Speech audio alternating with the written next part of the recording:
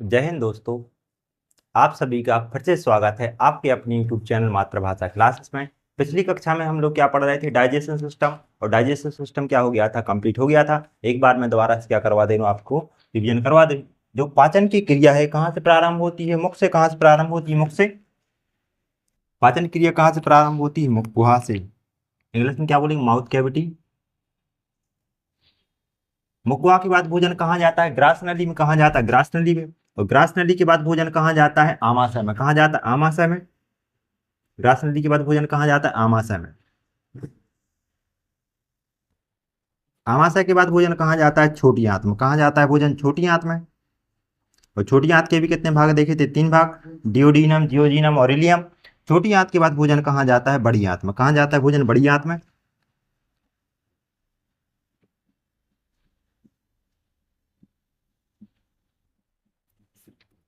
छोटी आंत के बाद भोजन कहाँ जाता है, बड़ी आंत में। और जितना भी अनपचा भोजन है वो जाके कहाँ जमा हो जाता है, रेक्टम में। कहाँ पर, रेक्टम में। और अंतिम वाला भाग क्या कहलाता है, एनस। क्या कहलाता है, एनस। इस पूरे भाग को क्या बोला जाता है, आहार नाल। क्या बोला जाता है, आहार नाल। क्योंकि जो हमारा भोजन है, आहार, वो मुखवा से लेकर कहाँ तक जाता है, एनस तक। इसको क्या बोला जाता है, आहार नाल। इंग्लिश में क्या बोलते हैं, एलिमेंट्री कैनाल। तो भोजन की जो पाचन की क्रिया वो कहाँ शुरू होती है, मुखवा से। मुखवा के बाद भोजन कहाँ जाता है, आहार नाल। इसमें ग्रास नली, ग्रास नली के बाद अमाशय, अमाशय के बाद छोटी आंत, छोटी आंत के बाद बड़ी आंत, बड़ी आंत के बाद अनपचा भोजन कहाँ जमा हो जाता है, रेक्टम में। कहाँ पर, रेक्टम। और एनस के द्वारा शरीर से इसे क्या कर दिया जाता है, रिमूव कर दिया जाता है। ठीक है, इसको जैसे और पढ़ाना है, आहनाद को क्या बोलेंगे पहले, मुखगुहा, ग्रासनली और अमाशय के कितने भाग पड़े थे, 3 भाग। Cardiac, fundic, pyloric. उसके बाद छोटी आंत के भी कितने भाग पड़े थे, 3 भाग। डियोडीनम, इलिया, डियोडीनम, जेजुनम और इलियम। और बड़ी आंत के भी कितने भाग पड़े थे, 3 भाग। सबसे पहले वाला ये कौन सा, सीकम, कोलन और रेक्टम। सीकम, कोलन और रेक्टम। ठीक है, तो ये क्या हो गया था। अगर इंग्लिश में बोलेंगे तो इंग्लिश में क्या बोलना है, सबसे पहले भोजन कहाँ जाता है, माउथ कैविटी। Mouth cavity. इसके बाद कहाँ जाता है, ओसोफेगस में। ओसोफेगस। इसके बाद कहाँ जाता है, आमाशय, स्टोमच, स्मॉल इंटेस्टाइन, इंटेस्टाइन। फिर large intestine, large intestine, intestine. इसके बाद कहाँ जाता है, रेक्टम। रेक्टम के बाद कहाँ जाता है, एनस में। कहाँ, एनस। अब हमारे जो पाचन की जो क्रिया है भोजन के, वो कितने चरणों में पूर्ण होती है, 5 चरणों में। या पूछे कितनी अवस्थाएं होती हैं पाचन की, digestive phases of digestive phases of digestion.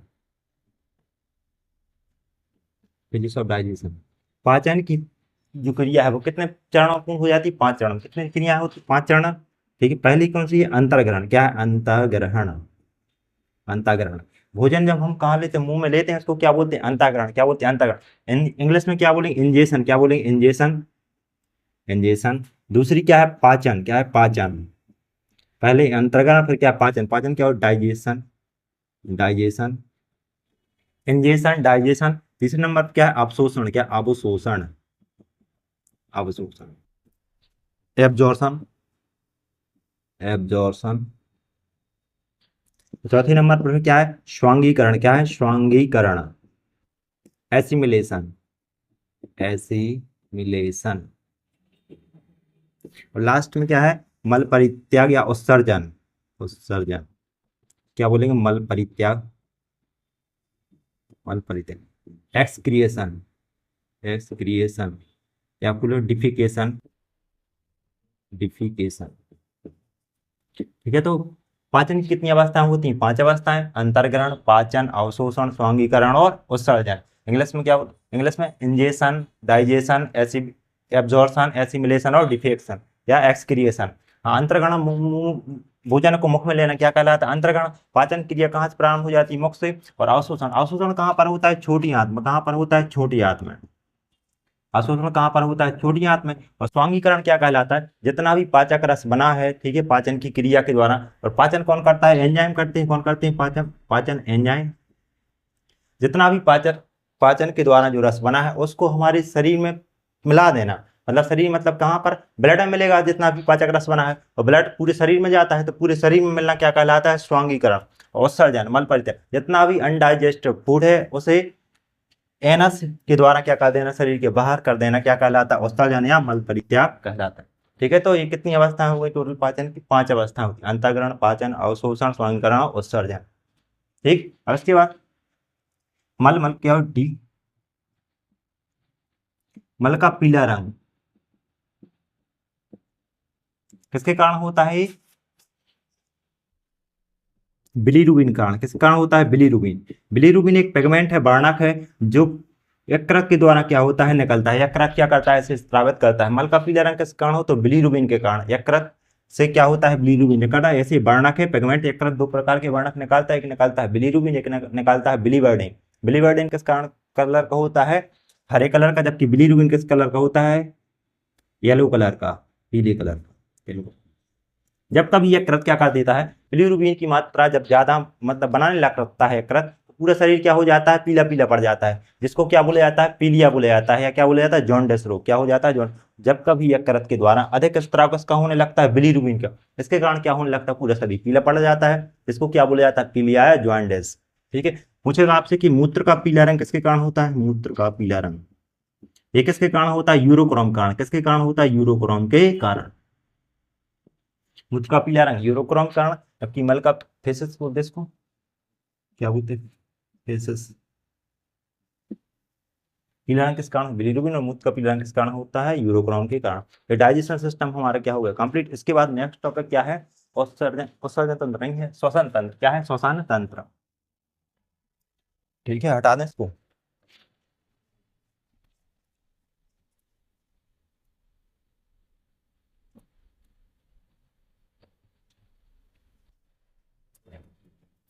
Next क्या है? श्वसन तंत्र, रेस्पिरेटरी सिस्टम।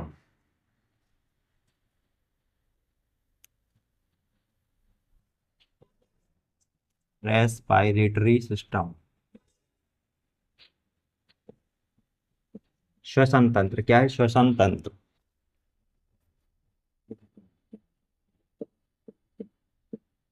अब श्वसन क्या कहलाता है? सांस लेना और सांस छोड़ना श्वसन नहीं है। वो क्या है? वो ब्रीदिंग, उसको बोलते हैं ब्रीदिंग। श्वसन क्या होता है?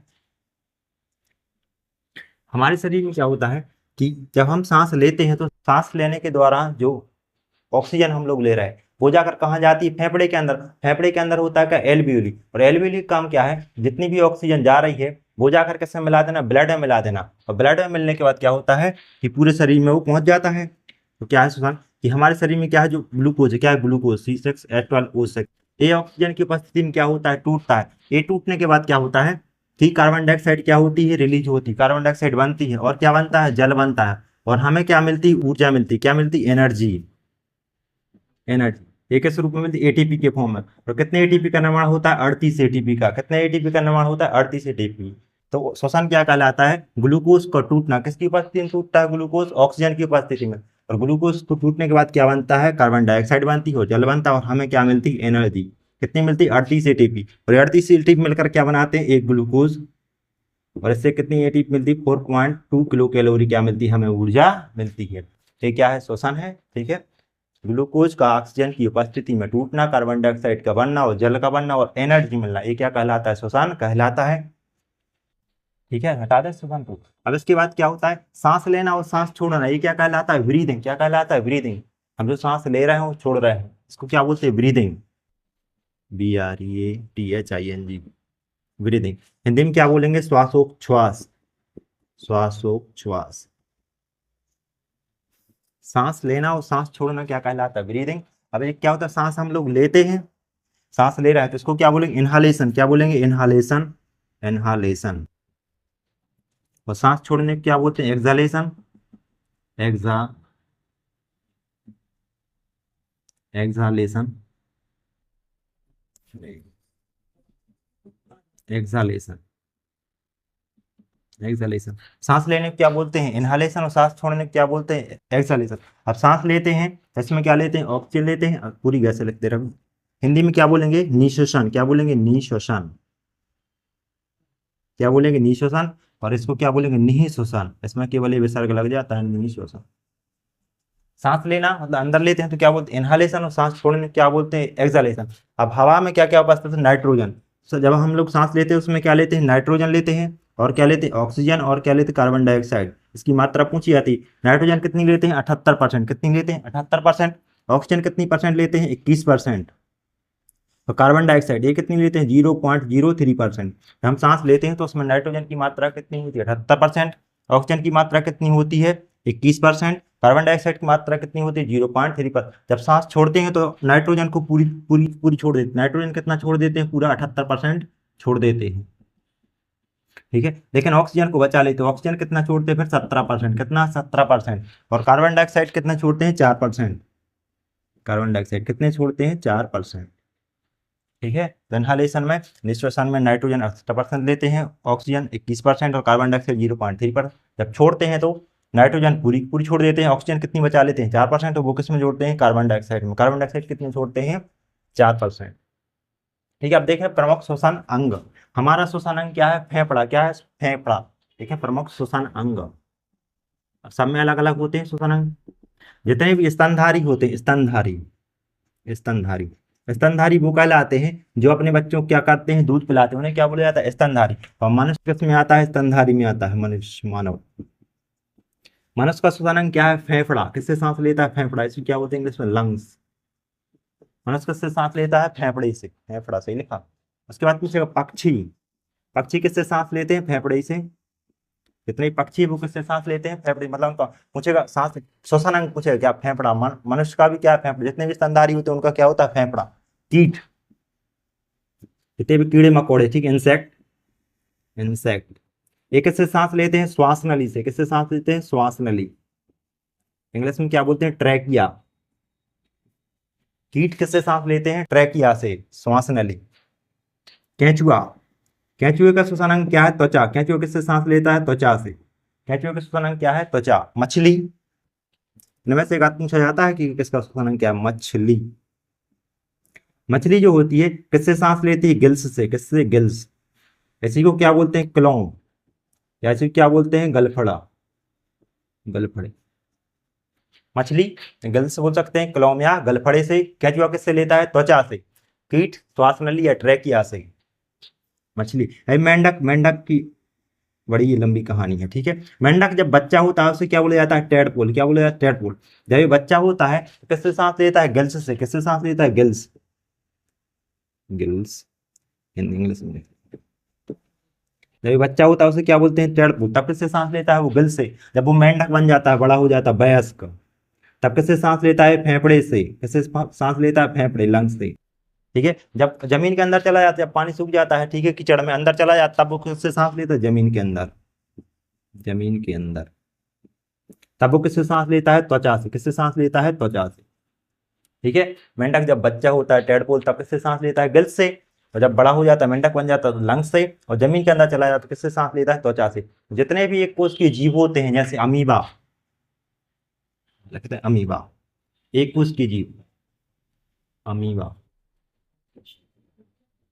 एक कोष के जीव किससे त्वचा लेते हैं साइटोप्लाज्म, किससे लेते हैं साइटोप्लाज्म, साइटोप्लाज्म। तो कैसे लेते हैं विसरण विधि द्वारा क्या करते हैं सांस लेते हैं श्वसन करते हैं किस द्वारा विसरण विधि द्वारा।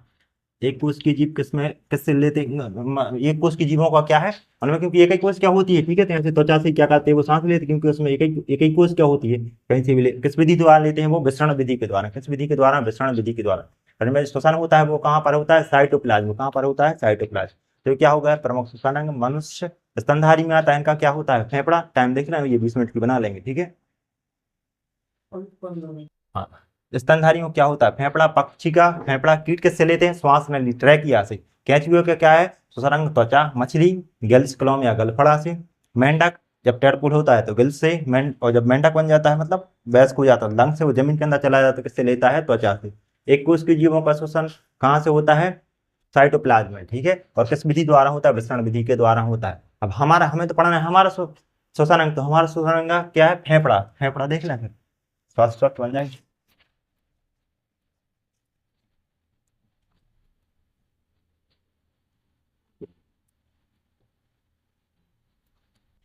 हमारा श्वसन अंग क्या है फेफड़ा, फेफड़ा बोलते हैं इसको। इंग्लिश में क्या बोलते हैं लंग्स, लंग्स। इसी को क्या बोलते हैं फुफ्फुस, क्या बोलते हैं फुफ्फुस, फुफ्फुस। फेफड़े क्या बोला जाता है? पुप्स। ठीक है, हमारे जो फेफड़े जो है एक जोड़ी पाए जाते हैं। कितने जोड़ी पाए जाते हैं? एक जोड़ी। और फेफड़ों का अध्ययन विज्ञान की जिस शाखा के अंतर्गत किया जाता है उसे क्या बोला जाता है? पल्मोनोलॉजी। क्या बोला जाता है? पल्मोनोलॉजी। साइंस की वह ब्रांच जिसके अंतर्गत किसका अध्ययन किया जाता है? फेफड़ों का। उसे क्या बोला जाता है? पल्मोनोलॉजी। क्या बोलते हैं? पल्मोनोलॉजी। पल्मोनोलॉजी। विज्ञान की वह शाखा जिसके अंतर्गत फेफड़ों का अध्ययन किया जाता है उसे क्या बोलते हैं? पल्मोनोलॉजी। और फेफड़ों का रंग कैसा होता है? रंग गुलाबी कलर के होते हैं। किस कलर के होते हैं? गुलाबी कलर, पिंक कलर के होते हैं फेफड़े। कैसा कलर होता है? कैसे पाए जाते हैं? एक जोड़ी होते हैं। कितने होते हैं? एक जोड़ी, एक पेयर में होते हैं। ठीक है, तो हम देखें, ये तो हमारा श्वसन अंग है। अब देखना है क्या? श्वसन मार्ग। क्या देखना है? श्वसन मार्ग। श्वसन मार्ग। क्या देखना है? श्वसन मार्ग। श्वसन मार्ग सबसे पहले हवा कहाँ जाती है? नासा छिद्र में। कहाँ जाती है? नासा छिद्र। उसके बाद क्या है? नासा कपाट। नासा छिद्र, नासा कपाट। उसके बाद कहाँ जाता है? फेरिक्स में। हम मुंह खोलते हैं, मुंह के सामने वाला जो भाग कहलाता है वो क्या कहलाता है? फेरिक्स। सबसे पहले श्वास कहाँ जाती है? नासा छिद्र, नासा कपाट। उसके बाद फेरिक्स। फेरिक्स के बाद कहाँ जाती है? लैरिक्स में। और लैरिक्स में ही क्या होता है?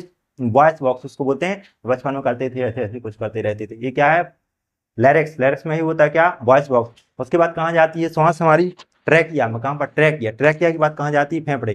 ट्रैकिया आगे जाके दो भाग में बट जाए जिससे क्या बोलते हैं? ब्रोंकियो। ब्रोंकियो आगे जाके और भाग में बढ़ते हैं जिसे बोलता है ब्रेंकियोल्स। और ब्रोंकियोल्स के लास्ट सिरे पर क्या पाया जाता है? अंगूर की जैसी, गुच्छे की जैसी संरचना जिसे क्या बोला जाता है? एल्वियोली। पहले देख लें श्वसन मार्ग। श्वसन मार्ग में सबसे पहले हवा कहाँ जाती है? नासा द्वार। नासा द्वार बोल सकते हैं या बोलते हैं नासा छिद्र। सबसे पहले कहाँ जाती है? नासा छिद्र। उसके बाद नासा कपाट। नासा सही लिखा है ऐसे? नासा कपाट। नासा कपाट। तीसरा में कहाँ जाती? फेरेक्स। फेरेक्स। उसके बाद लैरेक्स। लैरेक्स। फिर कहाँ जाती? ट्रैकिया।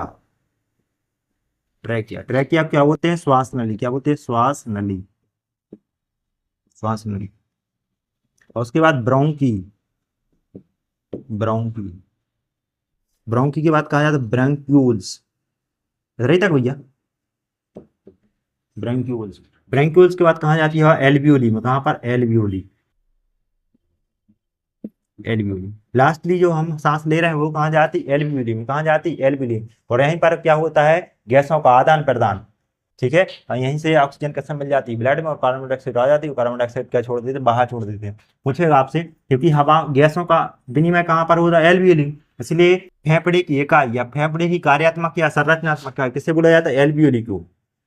पूछेगा आपसे, फेफड़े की कार्यात्मक इकाई या संरचनात्मक इकाई, संरचनात्मक इकाई किसे बोलते हैं? एल्वियोली। हिंदी में क्या बोलते हैं इसको? कूपिका। क्या बोलते हैं? कूपिका।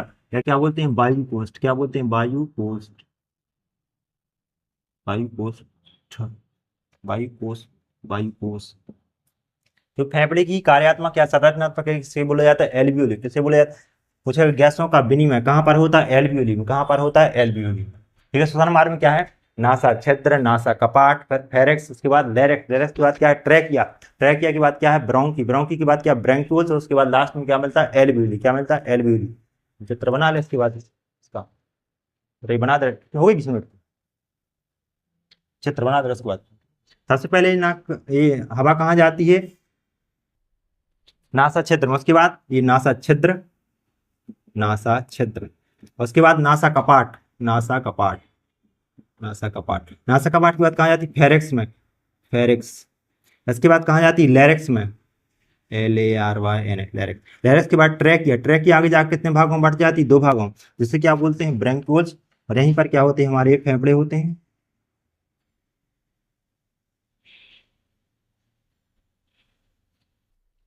लेफ्ट साइड वाला फेफड़ा थोड़ा छोटा होता है, राइट साइड वाला फेफड़ा बड़ा होता है। ये क्या हमारे, ये ब्रोंकी। ब्रोंकी आगे जाके और भाग में बढ़ते हैं जिससे क्या बोलते हैं? ब्रोंक्यूल्स। ब्रोंक्यूल्स। और ब्रोंक्यूल्स के लास्ट सिरे पर क्या पाया जाता है? अंगूर के जैसी संरचना जिससे क्या बोला जाता है? एल्वियोली। क्या बोला जाता है? एल्वियोली। ठीक है, नहीं रहने